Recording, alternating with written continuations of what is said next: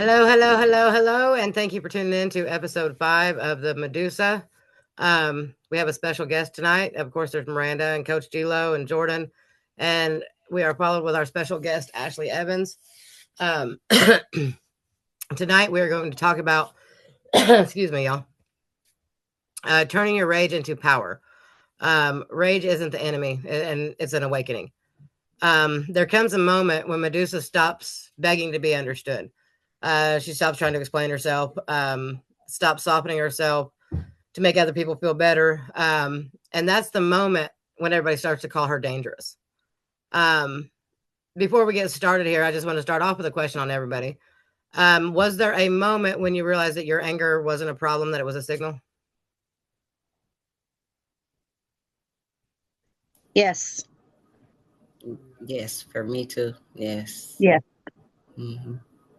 But I always kind of compare anger to, really to my body's way of letting me know, like, I'm not okay.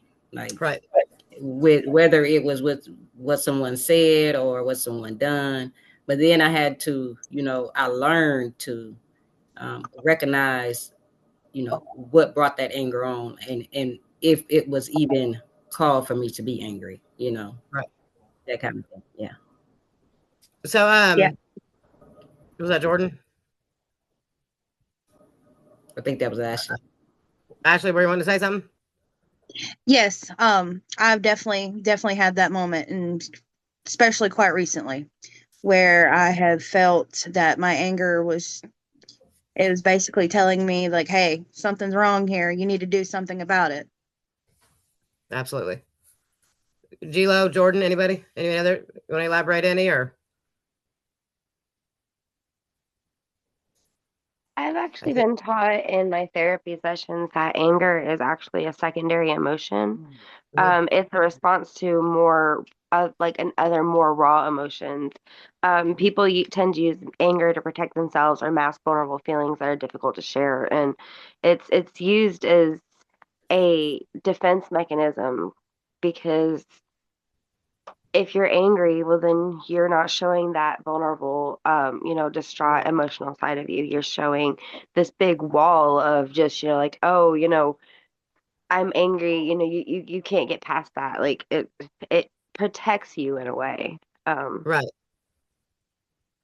And that's the thing, before Medusa ever turned anyone into stone, she was already being cast out. So when us as women start recognizing that moment and we stop explaining ourselves and we let our anger be that what it is, it's an emotion. In my opinion and in my experience at that point in time, the story about you starts to shift. People will, start to change their definition of, oh, she's being the crazy one because she's mad, but they don't talk about the things, that led up to that moment. And I, leading into that, I want to talk about what happens when that silence ends and then they start labeling you. So we're going to lead off here. Let's see. What boundary have you guys set that changed people that changed people's opinion of you or how people saw you? I'd say for me, it's finally, getting the courage to tell my soon to be ex-husband, like, hey, I no longer want this. Hey, I don't want to be in this situation anymore. And, actually expressing that feeling to him because he did not let me express my feelings. He's a big narcissist. And him completely turning it around on me, telling me that I've got other people in my ear, that this isn't me speaking, it's not genuinely coming from me. But in all actuality, it was coming from me. Nobody else was telling me this feeling. He was showing he was showing me whatever he was showing me, and then I was feeling what I was feeling, and it was genuinely from here. And then that's perfectly acceptable. And before we get too far in to the rest of the questions, since you are our guest this evening, I want to take a moment, if you feel comfortable in sharing what part of your story, because you're just at the beginning of this, turning this anger and this rage into power. That's the part you want to get to. So before we get too deep in that, do you want to share your story with the listeners so they can understand where you're coming from on this? Sure. Yeah. Um, I've been dealing with this particular issue for 8, almost 9 years now. For the last 4 years, I've been separated from this person. I haven't lived with him. I've only tried being civil with this person, just trying to be nice, just to, keep the peace, I guess you could say. But I'm tired of it. I learned that I can't be civil with this person. I want to break away from him. I no longer want anything to do with him. Um, I want to find, that courage and that leap to finally, just let it go and be like, I'm done with it. Absolutely. Very much so, yes. Is there any other part you want to share first, or you want to just share as we go along? It doesn't matter. I could share. I'm comfortable with sharing anything anybody wants to know about me, or anything. That's why I'm here. I want to speak out about things. Okay. Does anybody else want to answer the question before we go along? On what boundary did you set that changed how people saw you? When I quit the nursing home, a lot of people had a big opinion about it. Um, some people that like were there with me at the job, especially, like I agree that I didn't leave on good terms, but I destroyed my body at that job. Mm-hmm. And, me setting that boundary and me saying, that enough is enough, I cannot do this anymore. A lot of people had really big feelings about that. And, at the end of the day, there's only one body, there's only one you. You have to take care of yourself. Mm-hmm. I agree. Absolutely. Miranda, you're muted. Did you know that? Okay. Yes, but I would like to say, speak on that question. I've noticed I've set a lot of boundaries over the years, and the growth that I've noticed from that is tremendous. Like, I noticed that I don't get as angry as I used to. I don't get as frustrated as I used to, and I feel more free. I feel more free to be me, to be who I really am, and I know that it's okay to do that, even though it may cause other people, to get, angry or emotional. But that's really not my problem. They have to go in and do the same kind of work that I did, to see and figure out where the problem really lies. So, well, that's the thing about boundaries, and not everyone celebrates them, right, and that's okay because they're not their boundaries to celebrate. They're yours. right. Just because your boundaries aren't being celebrated or your no is not being respected doesn't make it wrong. Exactly. Go ahead. Sorry. No, I want to say that I'm learning about boundaries and how to set them in therapy. Learning how to not be a people pleaser, because that's how I've been all my whole life, and come to find out it stems back from my childhood. But the fact that I went and turned in my divorce papers today, and I'm getting it on the roll, and I'm getting the TPO set up, that speaks volumes right there. Yes, ma'am. Look, when you see Because it's taken me 4 65, years to do it, but I'm doing it. woo woo, go Ashley. And the thing about it is, being that people pleaser is most of the time, and I can say that in your situation because I am a little familiar with it. As a child, when those feelings have to be repressed, like anger, that's when you go to the complete opposite realm of that and become a people pleaser, because anger is bad at that point in time when that emotion is not allowed to be shown. So you get to that point where you shut it down and you do just the opposite, if that makes sense. Yes. You become that people pleaser at that point in time, so you shut down the anger because anger is bad. No, we can't go there. So in time when you're starting to get back to trusting yourself and trusting your emotions, you may have to turn on, like taking a faucet and turn on just a little bit. And you realize that it's okay. Because like Jordan said, it usually stems from a more raw emotion. It could be, the things you're going through right now with your mama, different situations that you're dealing with. So releasing that anger in a healthy way, is totally okay, because it was something that you were not allowed to do as a child in those developmental stages. Right. I was not allowed to express myself in any kind of way. growing up. And so that's why, I've been a big people pleaser pretty much my whole life, but not anymore. Right. So that being said, who benefited the most from you staying quiet? The only person that benefited from my situation with me being quiet is my husband. Because I was doing what he was telling me to do. I was listening to whatever he said, just so I didn't have to deal with any confrontation, because confrontation is not my strong thing. I don't deal well with it. And in order to just shut him up, I would just do whatever he told me to do. Right. Does anybody else have that answer to that one on who benefited the most from you staying quiet before you learned to set your boundaries?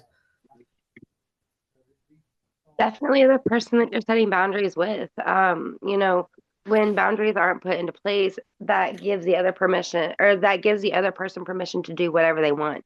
And so, by you staying quiet, that's giving them permission to be able to walk all over you and, cross those boundaries if they're not set. Absolutely. I totally agree with that one. Let's see. So, since we know who it benefited staying quiet, what did it cost you to stay agreeable?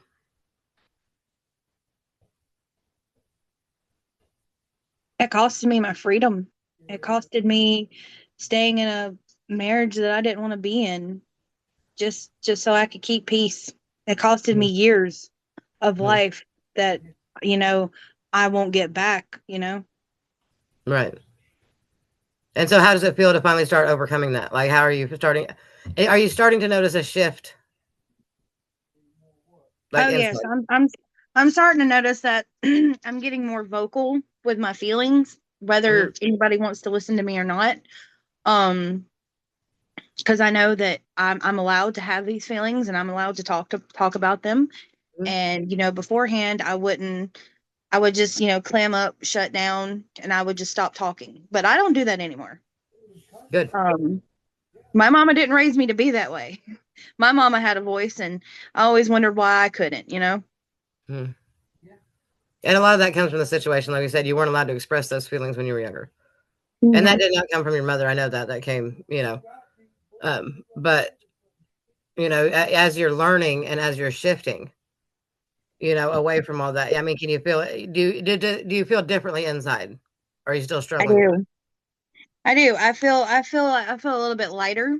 I don't feel as heavy with things. Obviously I'm still struggling with a few things, but I feel better. I feel like I'm actually going to be able to overcome this for once and not just say it. So if you had to put a label on it, what did it cost you to finally say no, or I'm done, or enough's enough?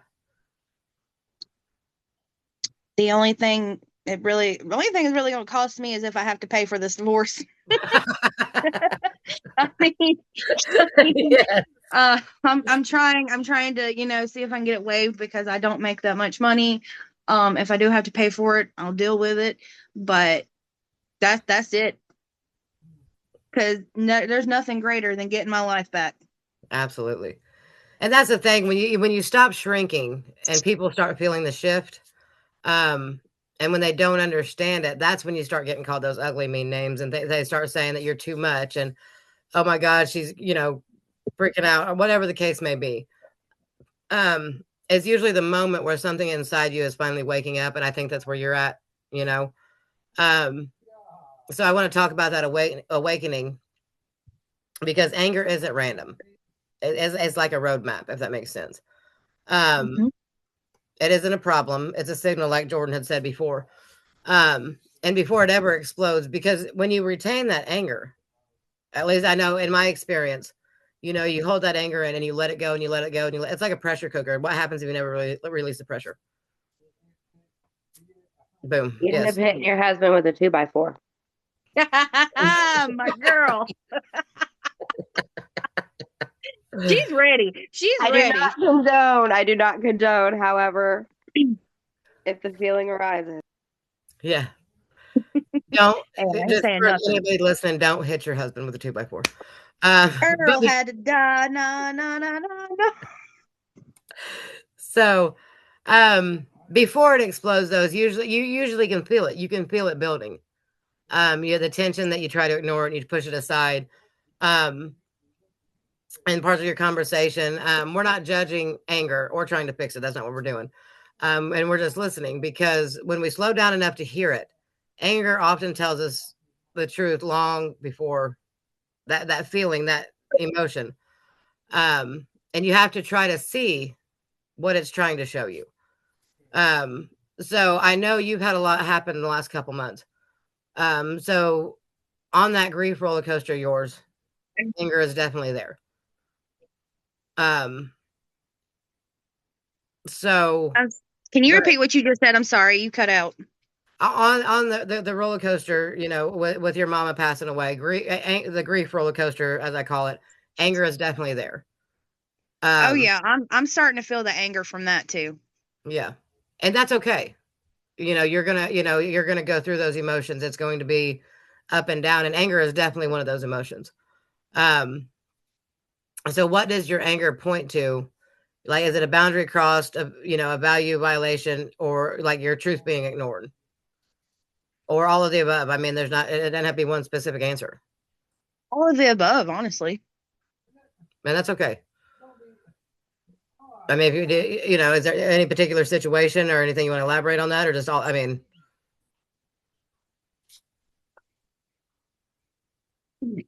Just what basically what I've been dealing with all this leading up to this point, me, trying to, getting this divorce done, and then, dealing with the passing of my mother, all happening at the same time. You'd think it'd be a lot for somebody, and I'm not going to lie, I am struggling with it, but I know that this is for a reason, this is for a purpose, and I want to see it happen. I mean, and if anything, I want to do this for my mom, because all my mom ever wanted for me was to be happy.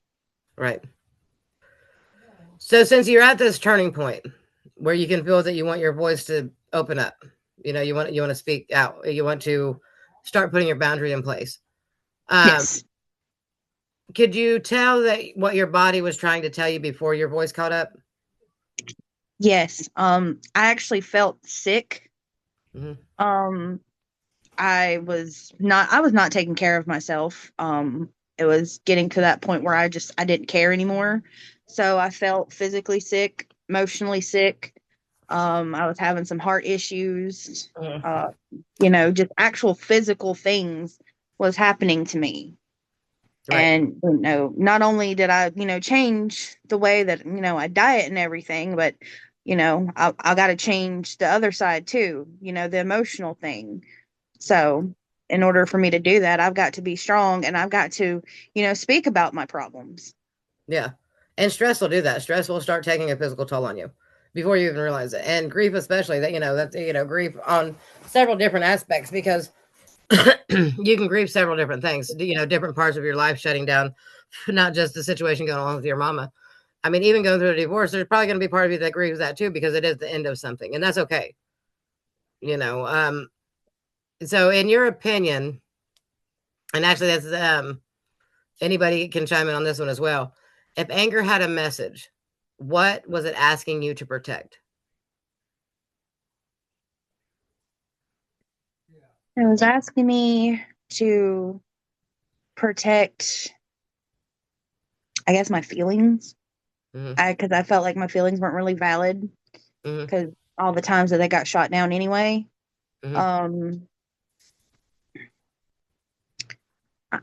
I guess it was just, I guess that's just what they were protecting me from, is, me actually like trying to speak about things and, move on and stuff. Yeah. Yeah. I get that. Does anybody else want to elaborate on that one? I feel like anger tries to protect my peace. The more angry I get in a situation, the less it can affect me in a negative manner, because I'm more likely just to let it go. If it hurts my feelings, I tend to hold on to things. Right. Yeah, I would agree with Joy. I would definitely say my peace as well. Yeah, because I worked so hard to, get peace around me, peace within myself. And if that anger comes up, then yeah, I'm all out of whack, and then I feel like I gotta start all over again. Yeah, so yeah. Mm-hmm. It makes me mad. It sounds funny to say that, but when my anger has to get to that point, that I have to get that angry to get my point across, it makes me mad because I worked really hard to just that, to keep my peace protected, to stay away from the things that make me that angry. It shoots my blood pressure up. Right. So it makes me mad to get that angry. It's like, and it's not, like I said, it sounds funny when you compare the two of them, but so I have a finish the sentence prompt for everybody on the panel. So we're going to see how this goes. Okay. My anger showed me that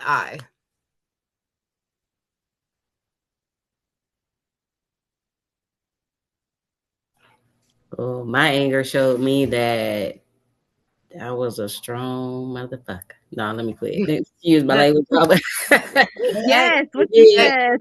It did. Yeah, it showed me how strong I was, because I was able to, change it. So, and learn how to deal with it in the right way. So, yeah, it made me stronger. Yeah, I second that. I'm definitely a lot stronger than I used to be. That's for sure. That is for damn sure. Yes, ma'am. Jordan, Gilo? For me, this is kind of like a two-part, like not a two-part answer.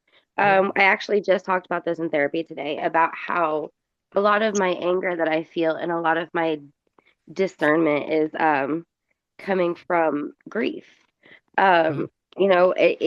Even if you don't remember something, your body does remember. There's a fantastic book out there called The Body Keeps the Score. Your body holds on to these things. And, a lot of anger stems from, a moment in your childhood or a moment in your, teenagehood, a moment in those pivotal or those important years. It served a purpose at that point. But, as you get older, it no longer serves a purpose, but your body holds on to it because it doesn't know what else to do. Right. Yes. I completely agree with that. Yes. And they say that's why we get those feelings, those anger feelings inside, and those that tingly feeling is because your nervous system, and you have to retrain your nervous system on how to, react to the different situations, like as you're trying to transition actually to where your voice is being heard and you're speaking out and you're learning that it's okay to show your emotions. It's okay to have that anger. It's going to feel odd at first. You're not going to be comfortable with it because you've never done it before. And so as you're retraining your nervous system, as I said, it's like turning on a faucet a little bit at a time, until you realize that it's okay. You don't go from like here all the way up to here, just a little bit at a time to realize that it's okay to put those boundaries in place. It's okay to have anger. It's okay to have that feeling. Like I said, my anger showed me, again, I agree with Miranda on that, and on several different levels. I'm strong enough to, as not just the physical aspect of it, but mentally, emotionally, and all of it. Because I've been in those situations for different reasons. I've had the abusive husband where I've had to fight back. See, my anger showed me that I can do so.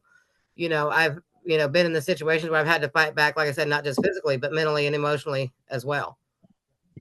So you have to retrain that. And so when you follow your anger instead of fighting it, you'll start to see the patterns. You see where you've been crossing yourself to keep the peace, like, where you've been shutting down. And eventually you'll realize you don't owe everyone an explanation by choosing yourself. Sometimes no is a full sentence. And Jordan will tell, I'm sure Jordan has told you that, that no can be, you don't have to explain it. And I think, Miranda, weren't we just talking about that very same thing?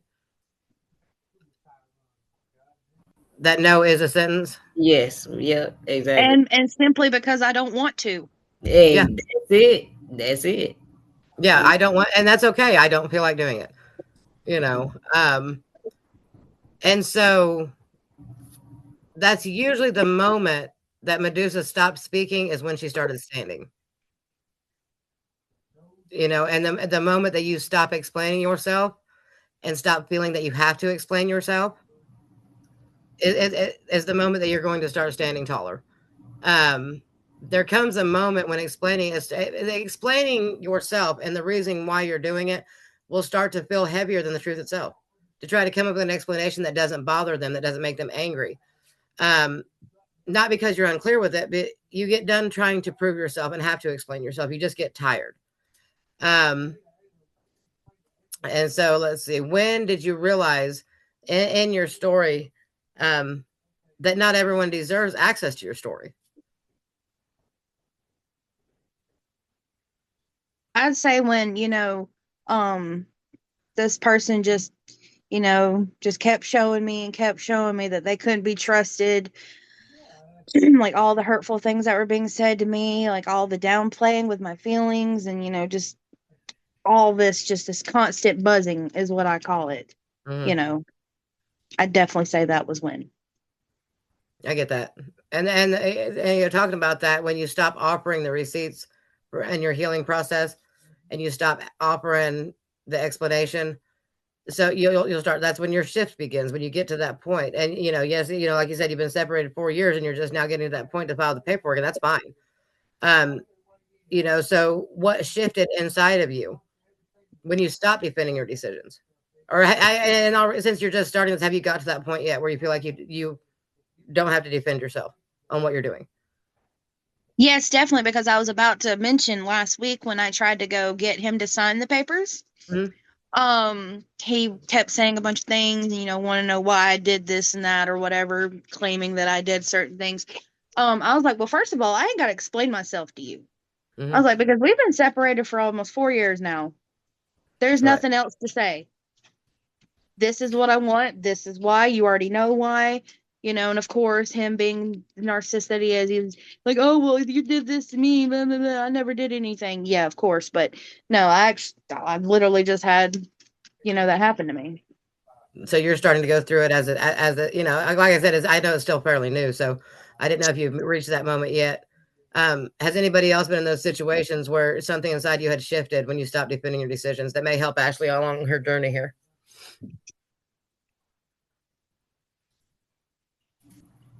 Well, I can't, I don't know if it's going to help her out, but, because I haven't been in that situation. But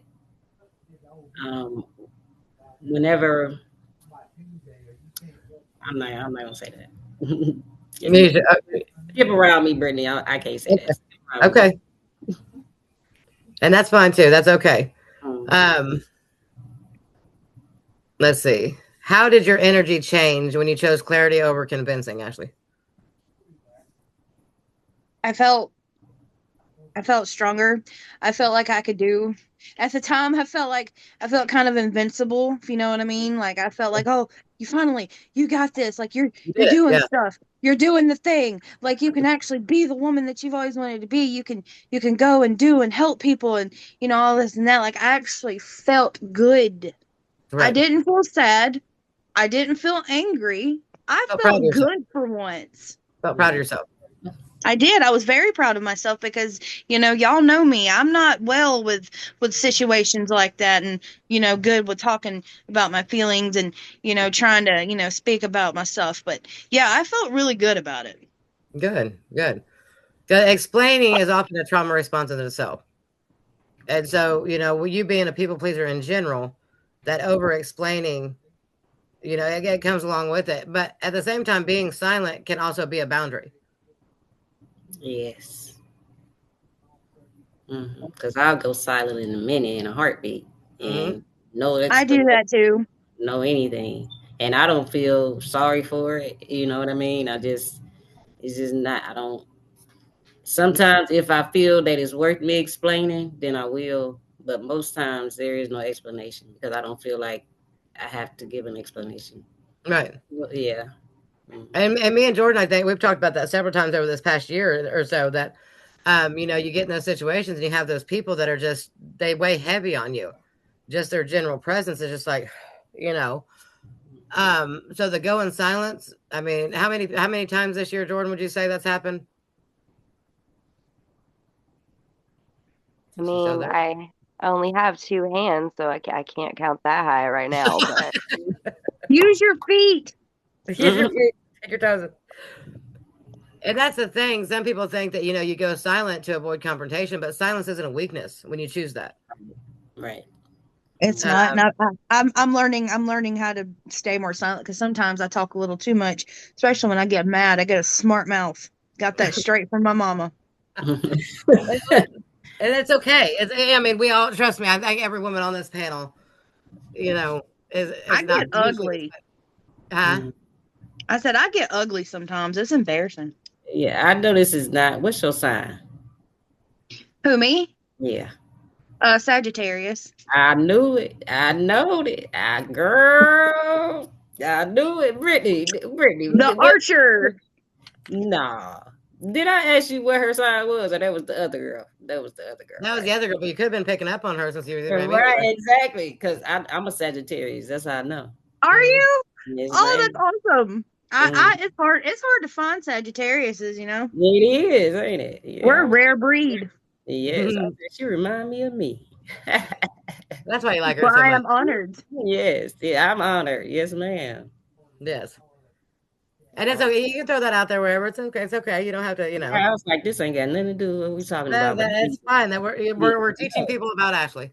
I know that's right. Y'all want to get to know me, don't you? Ask away. Yeah. But I got a question. I know Brittany kind of asked this question earlier, but at what point, I know Brittany said, at what point did you feel that it was enough and that you needed this? But what changed? Like, was it your mindset? Did someone say something?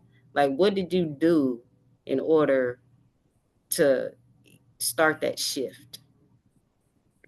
Well, it's like I said, it's been not that I convinced her to do everything. I'm just saying it was really because it's all of Jordan's fault. Jordan's the reason why I'm getting divorced. Didn't y'all know that she took me away from my husband? If you ask the husband, yes, it's Jordan's fault. Yeah, if you ask him, 100%, he blames her 100%. Oh wow. Yeah, he still is blaming her to this day. He mentioned her the other day. But nah, that wouldn't be Jordan's fault. That would be his fault. Because how is Jordan even strong enough to take her? To even saying. Yeah, like I don't bother nobody. A grown ass man picking on a 5 foot, tall woman. And he's like 6'3", Miranda. My sister's like 5'2". And he's like 340 pounds. All right, he's a big dude. Just a baby. I wish I had a picture to insert so y'all could see who I'm talking about. No inserting because with this going up on YouTube. Yeah, then we'll get in trouble. No, we're not going to do all that. Yeah. When was that moment, Ashley? Was it after your mama passed or before? Because I know it was all something very specific. Like, did you just all of a sudden have a change, or like did it come on gradually? Like, what sparked it? Well, we've been separated for 4 years. I wanted to do it way back then, but again, I was scared of him. I was afraid of what he might do if I actually go through with it. Because every time that I would try to leave or I would try to, get away from him, he would always throw up like, oh, well, I would just kill myself and, this and that, just be a big old titty baby. But I think what really and truly ultimately made me really go through with it is, the fact that I am in, I'm in a relationship with somebody else and I love them. And I want to be able to give my all to them. But you can't really do that if you're still tied to somebody else, even though you're separated. And the fact that he's awful. He's a terrible person. Like, he was there. Okay, so I think what really did it for me is at my mama's funeral. So we had done the service at the funeral home. And then obviously we followed by the graveside. Well, while I was standing there by my mama's, casket, he came up behind me and grabbed my butt in front of everybody. Wow. In front of everybody. Yeah. My friends, my family, my boyfriend, like everybody. And I thought, how disrespectful can you be? I was like, I specifically asked him not to touch me. I allowed him to be at the funeral, because, you know, he knew my mama. And like I said, I was trying to be as civil as I could with him. But how disrespectful can you be to somebody? Like, you've already hurt me enough. Now you're going to be disrespectful to me at my mom's funeral that I shouldn't even have to be doing. Mm-hmm. Yeah, it was right there at the final moment. You know, she had gone up to the casket to say, you know, before they, you know, at the graveside, and that's when he did it. I didn't even get to watch them lower her casket down on the ground like I wanted to, because I had to leave because he was being so disrespectful. I was so embarrassed. I had to get out of there. Wow. But I will agree. I think that's when I seen a shift in her. Mm-hmm. I think that's when the enough's enough. That she wanted to start to speak up. So I think I definitely agree on that one. Yes, ma'am. Did you feel power? Did you feel like, how did you feel when you were, I know that anger brought some kind of positive emotion. The best way I could probably describe that is, if y'all ever seen Sailor Moon anime? Anybody? No. Well, anyway, there's this part in the intro where she is becoming her, I think I don't know what she is, but she's becoming her powerful self pretty much. And it's like this light bursts out of her. Mm-hmm. I felt that in here. I felt like a whole shift of light and warmth hit me when I finally said, okay, this is enough. I've got to do this. Mm-hmm. I know that's right. Yes, ma'am. I feel that light a lot. I feel it often. Yeah. Well, when you start putting those boundaries in place, though, that's the moment when you start to get access to your energy and your body, your time, your spirit. You start to internalize all that and start to get access to who you are. Yeah. That's what I was going to say. It was kind of like an out of body experience. Mm-hmm. Like I was looking, you know, down at myself. Oh. Like who is this? What's she doing? You know? Yeah. Yeah, because that's out of your comfort zone for you, because you have been a people pleaser. You know, so the boundaries that you're putting in place, it's not to push people away. It's trying to get back in touch with your true self. Mm-hmm. If that, you know, if you understand that aspect of it. Yes. What boundary so far, you know, because the boundary is, and it's okay if you don't have an answer, because this is a new journey for you. Have you put in place that changed your life the most? Have a what? What boundary has changed your life the most so far? This one. This one? Finally letting go of him. Because now so many opportunities open up for me. I no longer have to carry his last name. I can be my true, authentic self with my maiden name. I no longer have to see his face. I ain't got to deal with his mama drama, because he still lives at home with his mama. He is a That's scrub. not entirely true. You dealt with that earlier. 100%. Everything is opening up for me now. I can finally, you know, be myself, and I don't have to, you know, keep watching over my shoulder. Right. Can you ask that question again, Brittany? What boundary changed your life the most? I would say mine would have to be, because I used to be a people pleaser myself.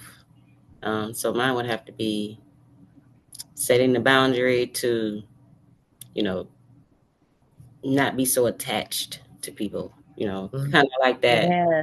Not letting everyone become my friend, you know, that kind of thing. Kind of keeping people at a distance. Not letting everybody into my energy, that kind of boundary. Right. And that's one that I've been working on too, where everybody, you know, keep giving them time to, sorry, y'all, my foot's falling asleep. I had to move, to earn that spot. You know, me and Jordan were just talking about that as well. Me and Jordan talk about a lot, as you can tell. The people that have earned their spots, you know what I mean? Earn that position. And I don't say that in a cocky way. Like, you know, you have to earn, you know. Right. But no, it's true though. It's like, you know, we've said before, people either a lesson or a blessing. So instead of just automatically saying, oh, this, you know, you're right here and we're, you know, like this and blah, blah, blah, you know, feel out the situation and see what they're about and see what they bring to the table. Right. Because all relationships are give or take, regard. I mean, not just with marriage. All relationships are. Mhm. Jordan, do you have an answer for that one? What boundary changed your life the most? I do not. Boundaries are something that I really struggle with. I do have something that I would like to add in just as a general thing, though.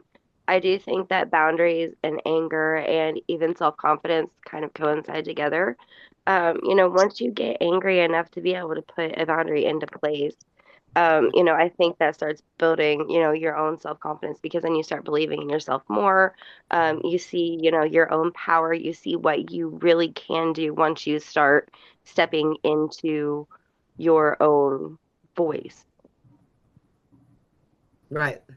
Yeah, like they're reclaiming yourself. So, with all of that being said, Ashley, what boundary are you still learning to honor? I'm still struggling a little bit, people pleasing and being too trusting of folks. But I believe that in time, especially after all this is done and said and over with, that I'll be able to, really, really, just not care. I'm not saying not care, but just worry more about, my feelings and not so much, the other people that don't deserve it. Be able to enforce your boundaries without guilt. Yes, yeah, exactly. Not feel guilty about it. Right. Miranda, do you have an answer to that one, or Jordan? Say the question again. Is there a boundary you're still learning to honor? Let's see. Yeah. Well, I'm right there with Ashley. Still kind of working on, not letting people into my energy. But I know the thing with me is, even though, because I'm really big on energy, even though I feel someone's energy is off, I still try to give them the benefit of the doubt. Mm-hmm. But the energy, it never lies. So right. I'm struggling with it, but I'm working on it. Yeah. And I think I agree with you on that one as myself, because I can usually my intuition has always been very strong. Mm-hmm. The first time I meet somebody, I can usually tell you within a couple minutes whether they're a good person or a bad person. Right. But I still struggle with that, Mm-hmm. I don't like your energy. You're putting off bad vibes. Okay, but I still because the other part of me, right, mm-hmm. wants to help them. Exactly, Brittany. Exactly. So I understand that one. I mean, I've had many conversations with just that very topic. Why am I allowing this to happen? Well, because I'm stupid. That's a thought of mine daily. Mm-hmm. Yeah, I don't think it's so much as that, because I feel like that's just the more human side that's coming out of it, and it's still, you have to think about it. If you grew up, showing or being around that kind of thing, mm-hmm. then it does take a while to kind of steer away from that, and especially if you were born to love people, you know what I mean? It's kind of hard. It's like we were talking about the other night, and people need people in general, and we were talking about another situation in general. How the old saying, "It takes a village to raise a child." And Jordan actually elaborated on that some and said, it takes a village in general. Yes. Not just with children. That people need people. So that side of me is the one that struggles with that other side of me saying this person is not a good person and they're not respecting your boundaries. They battle each other a lot. Look, y'all. Ooh, I don't know, this just brought back. I just had a flashback. And look, okay, now I used to just let everybody say anything to me, and I not say anything. But now I'm the total opposite, because I do not like disrespect. I do not like for anyone to disrespect me. Like, as long as if I'm being respectful, then you respect me. Like, right. Just and I think that's a boundary that is non-negotiable for me. Like, yeah. I don't allow people to call me out my name. Like, it just, and it does something to me, like that. Now that is something that I will get angry over, and I'm still working on that part too, because why is that making me angry? I know I don't like disrespect, but it shouldn't make me angry. I should, kind of figure out a way to approach that person and let them know in a nice and gentle way, I don't appreciate that. Like, you done crossed the line doing that. But I'm working on that, y'all. So. But that goes back to what Jordan said, though, that anger is based off of raw emotion. Your raw emotion at that point in time is your boundaries not being respected. Right, exactly. So it makes you angry. Yeah. And you can still address that person, have that discussion with being angry. When I be angry, though, I be angry, and I would rather not approach that person while I'm angry. I would rather wait a minute. Yeah, and calm down first. Yeah, me too. Yeah, because I'll hurt your feelings. Right. Yeah, me too. That's how I know you a Sagittarius. That's how I do. As soon as you said that, right there, I don't even mean to do it. It just comes out like word vomit. I know it. Yeah, my filter's been clogged a long time ago. Sometimes it works, sometimes it doesn't. Sometimes it just pops right out, and there's nothing I can do about it. I mean, I don't have a filter anymore. Yeah, it just pops out of there. And that's okay. Everybody is still, Ashley, you're very new to this journey to, get out of that people pleasing era and start putting those boundaries in place. So it's okay. It's okay to have slip ups. It's okay to, take it too far. Not too far, because none of us can afford bail money, but as you're still processing it, plus grieving your mama on top of all of it, you know what I mean? It's a mixture of different emotions. Which leads me to my next question. 5 years down the road, you've worked on all this and you've progressed, and you consider yourself untouchable at this point in time. So what does being untouchable mean to you? Emotionally, mentally, spiritually? What does the untouchable Ashley look like? Finally thriving within her life, finally not, caring what people thinks about her, and, just out there, just trying to live her life to the fullest, being healthy, being, genuinely happy. Hopefully she has learned to not let her emotions and her anxiety get the best of her by this point. I'm hoping and praying for that. But I want to see a better version of myself. And I know that if I keep going this way and I keep, putting these boundaries in place and keep speaking about my feelings, that I will get there. Yes. I definitely believe you will. And it's also important, since we are talking about anger and starting to release that anger, that you learn the healthy middle ground. Because when I was experiencing different things, especially the grief after I lost my nephew and my father, and you know how bad that was for me, I became very cold. Yeah. And it's hard to realize that, that transition there, that numb coldness, I'm still working on that one. I'm still, trying to find the joy again, I guess you can say. And so it's really important to not get that hardened coldness, because that's not the point of this in general. It's to get to that better version of yourself. And boundaries aren't meant to make you cold. They're meant to make things clear and to the point. And with that clarity, turn survival into the self-definition, where your body comes out of that survival mode, where you're a people pleaser. And so I did want to reiterate to not let the anger and the pain and everything, when we say turning rage into power, it's just that, but not to where you're cold. Because there's a side of you that is very loving, and it's beautiful and happy.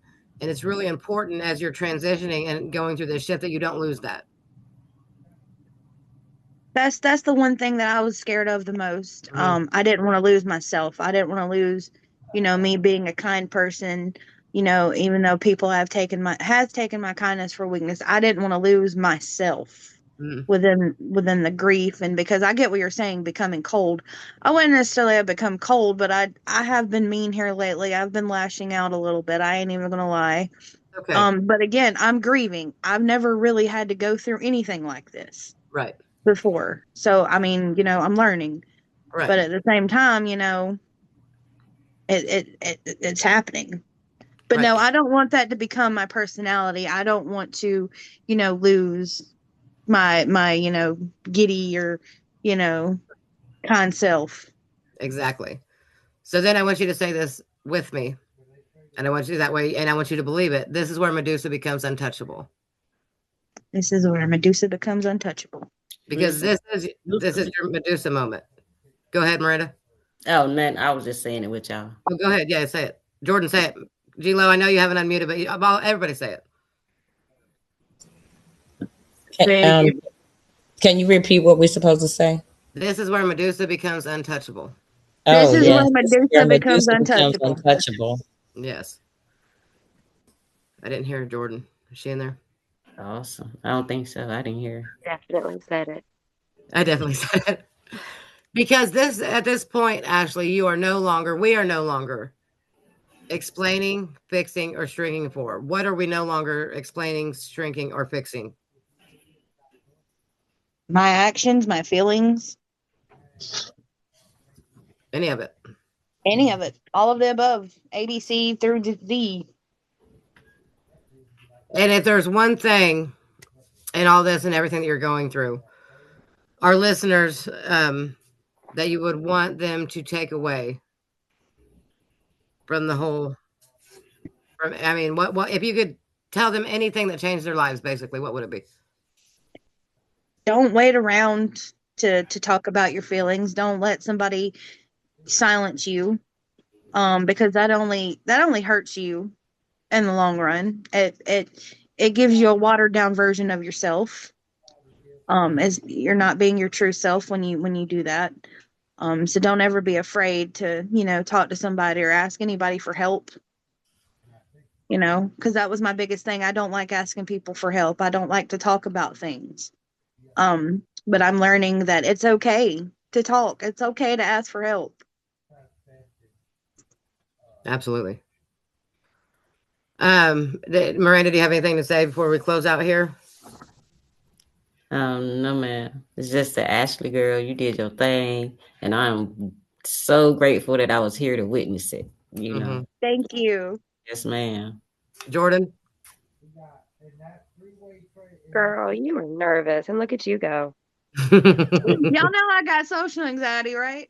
Yes. Yeah, I know. I can't tell, actually. You've done great. Yeah, she did. Yeah. Thank you. Thank you so very much. I really appreciate that. Yes, ma'am. You're going to have to get on here with us again, okay? I'd love to. Yes. Anytime. So the point of all this, and the reason that we talked about the rage turning into power, is Medusa never lost her compassion. If you read into the story, she reclaimed her authority. Mm-hmm. And that's where you're at, Ashley. You're reclaiming your authority. Medusa stopped shrinking to keep the peace and started protecting what was sacred. And that's in here. That's who we are. Yes. And those who once thrived on her silence, that protection felt like a threat. Because when she started speaking up, that is when she became the monster. When she started turning people to stone. So we have an affirmation, and it is for all of us and all those that have struggled with anger and not letting the anger out. And it'll be our closing statement for everybody here. And I do want to thank you, Ashley. I'm very proud of you for stepping out of your comfort zone. Thank you for having me. Absolutely. And I want you to say this. I want you to say it often. And whenever you feel like you're, shifting backwards, my anger is allowed and my boundaries are holy. My anger is allowed and my boundaries are holy. Absolutely. Amen. Amen. Ashley, when you feel like you're going backwards, no, just reach out. Reach out to me. Absolutely. I sure will. Thank you so much. Yes, ma'am.